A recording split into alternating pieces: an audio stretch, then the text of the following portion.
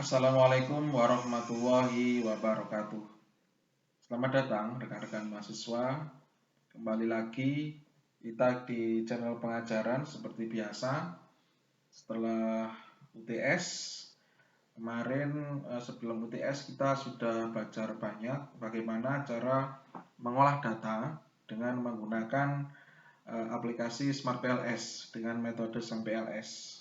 Kita harus mengeliminasi indikator-indikator yang tidak valid sehingga menjadi model fit dan melakukan bootstrapping untuk pengujian inner model.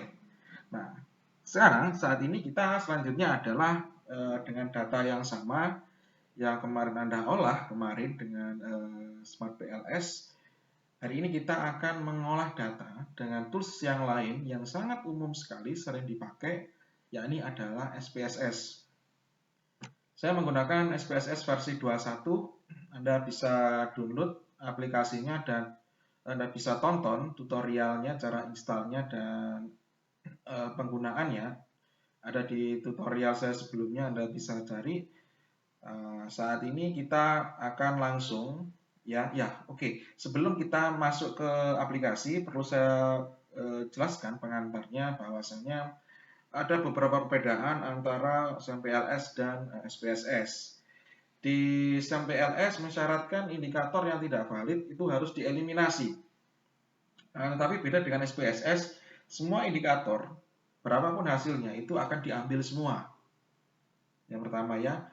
Dan yang paling sering perbedaan yang kedua adalah di SMPLS tidak ada uji F. Ada uji T tapi tidak ada uji F. Sehingga uji F itu apa? Uji F itu adalah hipotesis simultan. Pengaruh dari variabel bebas keseluruhan 2 atau 3 terhadap variabel terikat. Dan di SPSS bisa melakukan secara parsial sendiri-sendiri sama seperti SMPLS, tapi untuk di SPSS dia menjumlah secara simultan, secara keseluruhan pengaruh dari beberapa variabel bebas yang digunakan mempengaruhi variabel terikat. Ya. Dan perbedaannya lagi untuk di PLS kita bisa memodifikasi suatu variabel selain variabel bebas dan terikat juga bisa menggunakan variabel mediasi. Ya, sudah kita uji coba sebelumnya pengaruh langsung dan tidak langsung. Apakah pengaruh langsung itu tidak signifikan? Ternyata saat pakai mediasi itu menjadi signifikan. Dan juga kita bisa pakai variabel moderasi. Apakah suatu hubungan bebas dan terikat itu jika dipasang sebuah variabel moderasi, apakah semakin memperkuat hubungan atau malah sebaliknya memperlemah? Itu perbedaan lagi dengan SPSS. SPSS tidak bisa seperti itu ya. Ada bisa pun urutan cara pengolahannya lumayan panjang. Jadi ada kelebihan dan kekurangan dari masing-masing tool statistik yang akan kita praktekkan hari ini. Nah, karena urutan di SPSS ada 3 tahap ya. Ada 3 tahap urutan uji yang harus Anda lewati. Tahap pertama adalah sama persis dengan sebelumnya PLS, uji validitas. Lalu selanjutnya adalah uji reliabilitas. Itu yang tahap pertama. Untuk tahap yang kedua, itu adalah uji normalitas. Ada uji heterokedastisitas. Yang ketiga, uji autokorelasi. Yang keempat adalah uji multikolinearitas. Ada 4 ya. Normalitas, heteros, kedastisitas, autokorelasi, multikolinearitas, dan keempat itu biasanya dijadikan satu menjadi tahap 2 uji asumsi klasik. Nah, baru yang tahapan terakhir adalah uji T ya, sama persis T tabel, T statistik, uji T dan juga ada uji F. Oke, di hipotesis secara simultan. Nah, sekarang kita tidak akan praktek dari tahap 1 dan 2, tapi kita akan lompat langsung karena kita latihan untuk memprediksi hasil akhir dari data tabulasi yang Anda dapatkan, maka saya akan langsung masuk ke tahap ketiga, yakni uji T dan uji F. Sudah saya siapkan modulnya, saya upload ke e-learning, Anda bisa download ya. Daftar isinya ada di sini. Regresi linear sederhana, uji F dan uji T, dan linear ganda. Dua prediktor ini adalah dua variabel bebas, prediktor. Jika memakai 3 variabel bebas, maka disebut dengan ganda 3 prediktor. Nah, Anda bisa lihat, nanti Anda bisa baca di rumah. Saya akan berikan soft copy-nya. Ini hanya di uji P dan uji F, ya.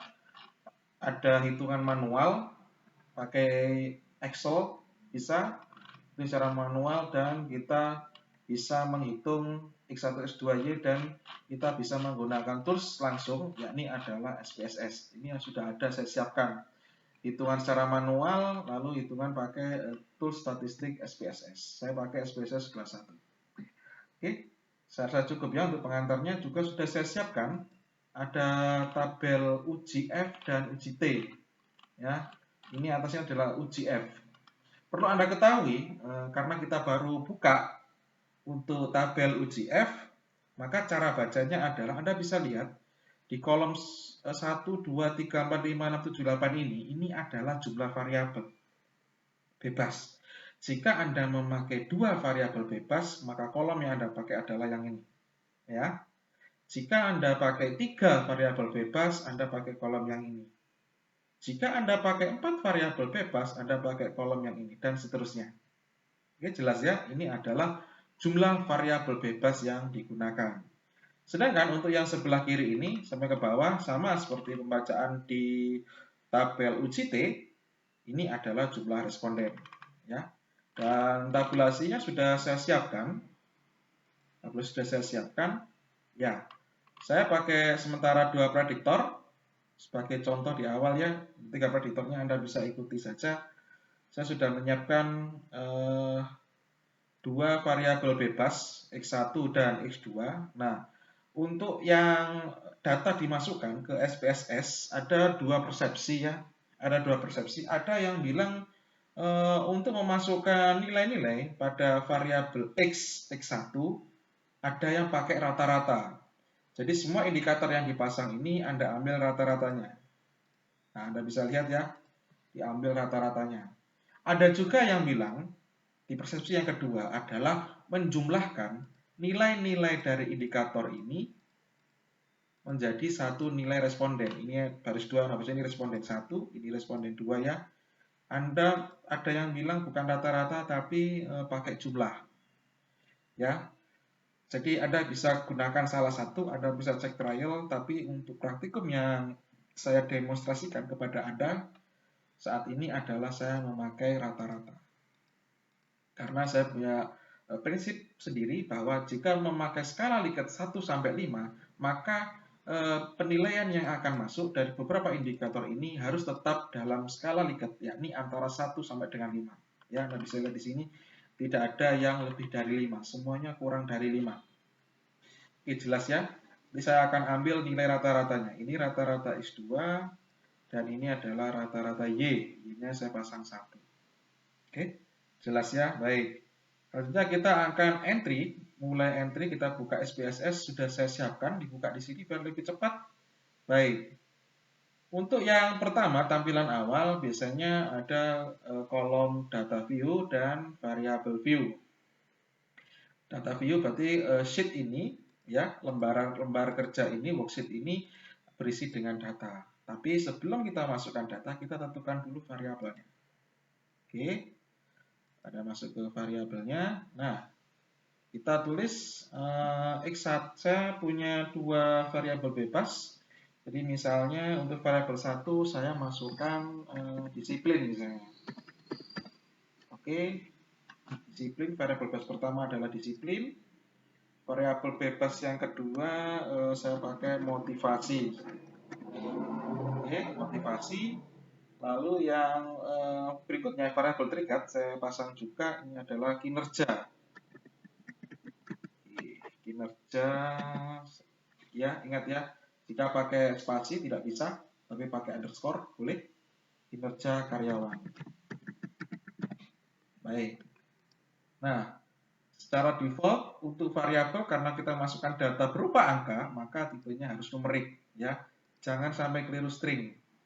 Jangan sampai keliru string, ini sering kali terjadi pakai numerik. Nah, untuk desimal karena saya pakai rata-rata pasti ada koma, jadi saya akan buat kolom desimalnya adalah menjadi 3. Anda boleh pasang 2 juga boleh. Oke. Baik, ini Anda boleh isi juga.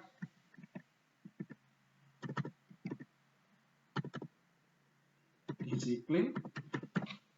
Oke, selanjutnya ini adalah motivasi.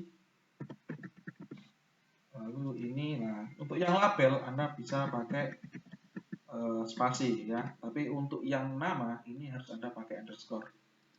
Kinerja karyawan. Baik, kita sudah tentukan. Saya pakai 2 prediktor dan 1 variabel terikat. Sekarang kita kembali ke sheet data view. Baik, sudah masuk di sini. Oke, biar lebih rapi. Oke, baik. Kita ke data view. Nah, disiplin saya akan masukkan, saya copy paste aja. Saya ambil dari rata-rata ada 80 responden. Kita langsung copy aja. Oke, baik, masuk ke sini.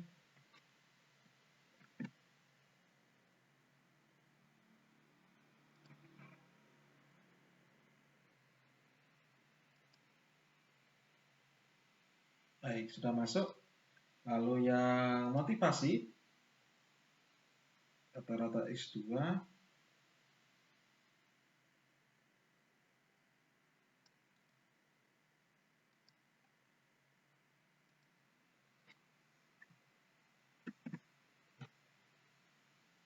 Baik, sekarang yang kinerja karyawan. Kinerja karyawan ada di variabel Y. Saya copy juga dari sini.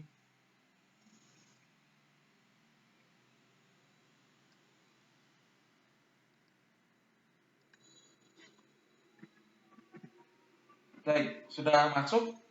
Saya pakai 3 desimal, Anda juga boleh pakai 2. Menyesuaikan saja, dan saya pakai rata-rata, bukan dari jumlah.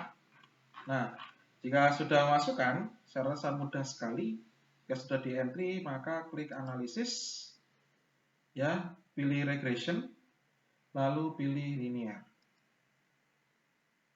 Nah, ini akan siap dimasukkan. Kita kategorikan mana yang mau dimasukkan sebagai bebas mau terikat. Dependent berarti adalah variabel terikat. Variabel terikat di sini adalah kinerja karyawan. Saya klik dulu ya.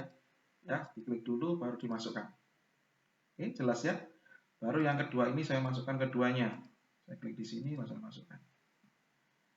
Oke, baik. Jika sudah kita deskriptif boleh. Scalarity nanti aja, ini aja cukup. Karena kita hanya pakai uji T dan uji F.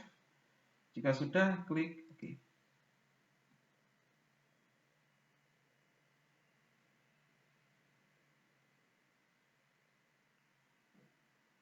Baik, ini deskriptifnya ya. Ingat, jangan lupa saat Anda menganalisis nanti deskripsi, pengujian statistik itu ada 2. Statistik deskriptif dan inferensial. Deskriptif itu adalah jumlah dari responden, rata-rata, standar deviasi, dan lain-lain. Termasuk jumlah umur, responden, pendidikan responden itu deskriptif. Kalau inferensial baru mengukur tingkat pengaruh atau dampak karena penelitian kausalitas.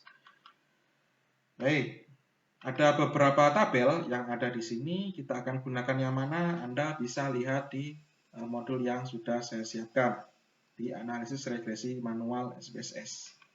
Ya, sama persis regresi linear. Selanjutnya kita masukkan. Nah, Anda bisa lihat di sini pembacaan hasil SPSS. Nanti Anda tulis di Word ya. Anda tulis di Word. Anda copy aja langsung tabelnya.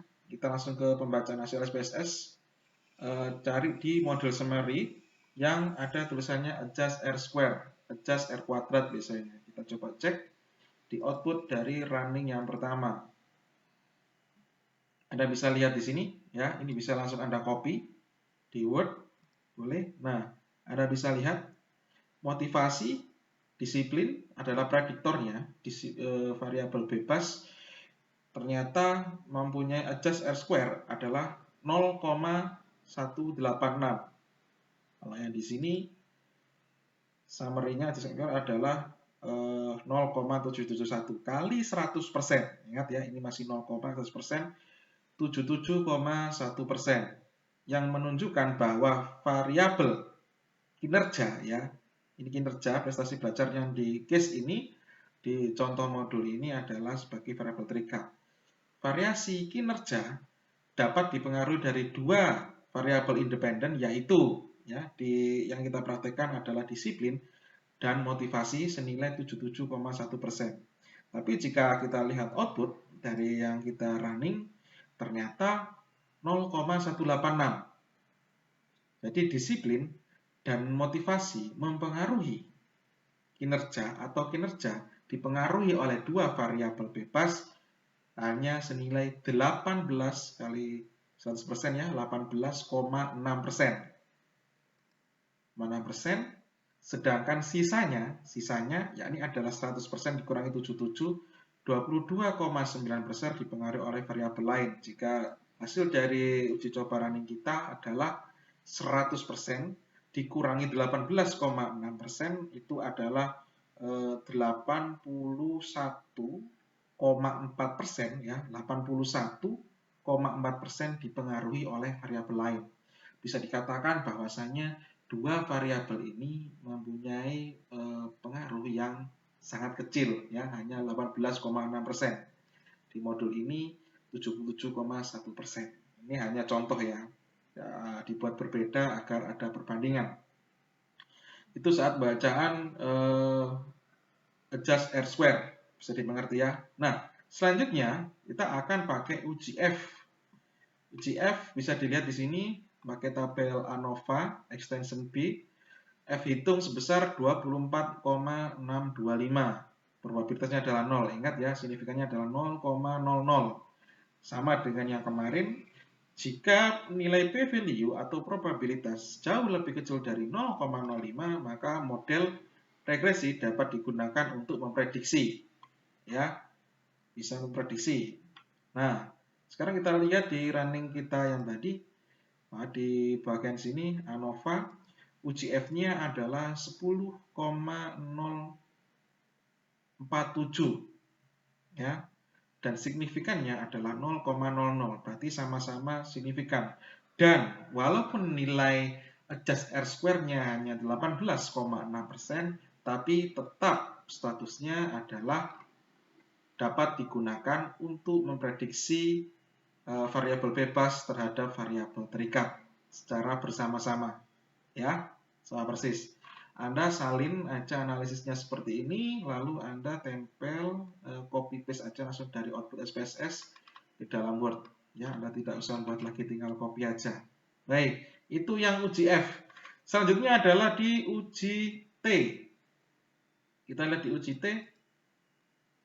Oke. Uji T untuk yang contoh dulu aja. Variabel bebas 1, variabel bebas 2 signifikannya adalah 0,786. Lalu 0,132. Sehingga kedua variabel independen yang dimasukkan dalam regresi, kedua variabel bebas tersebut tidak signifikan. Ya, ingat, tidak signifikan. Kenapa? Karena nilai signifikannya lebih besar dari 0,05.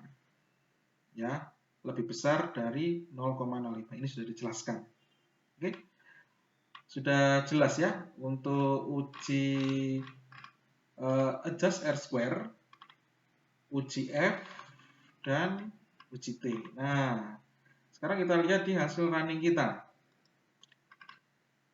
Signifikansinya adalah 0,05, 0,93. Jadi kita bisa lihat untuk signifikansi variabel 1, disiplin, di bawah 0,05. Maka disiplin ini, variabel disiplin, berpengaruh signifikan terhadap kinerja. Disiplin terhadap kinerja. Sedangkan untuk motivasi, signifikansinya adalah 0,093. Berarti dia lebih besar dari 0,05 atau bisa disimpulkan bahwasanya tidak signifikan. Ya, untuk yang uji F kita coba lihat. Untuk uji F 10,047. Sekarang kita coba cek ada 80. Kita pakai dua variabel bebas. Jadi pakai kolom yang ini.